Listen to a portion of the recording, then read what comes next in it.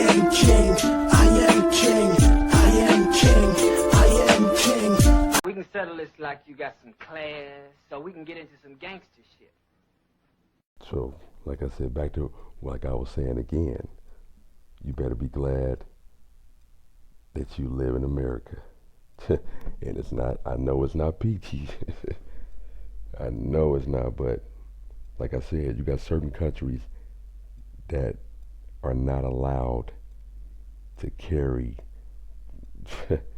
man, a gun. They can barely carry a pocket knife. So they trying to crack down, you know, in the United States. Let's see what happens. Subscribe to the channel. Just king me.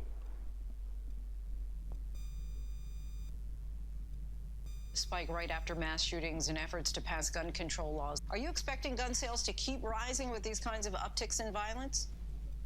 Well, I don't think it's a mistake or a coincidence that the highest gun sales period in our nation's history, the last 18 months, coincides with the most fearful, tumultuous political and cultural time of our history, at least our modern history, all of our lives, the last 18 months.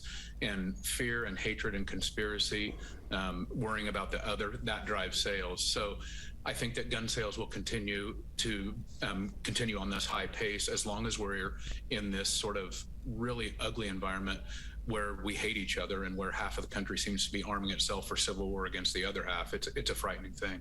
And you talk about that division. Speaking of that, I mean, do you think there's ever a chance that there could be some kind of gun control law that Republicans and Democrats could agree on, that they could see eye to eye on this issue?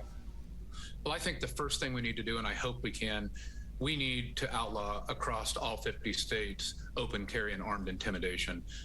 This allowing Kyle Rittenhouse and others like him to march into streets and intimidate others with armed, loaded rifles, that's not the way a democracy functions. That's civility depends upon, you know, two sides being equal, and there is no civility when one side is standing over the other with a loaded gun. So I would hope that we could start with a cultural problem, and that's armed intimidation right now. Ryan Bussey, we thank you so much for your time. You can buy Gunfight, My Battle Against the Industry That Radicalized America, wherever books are sold.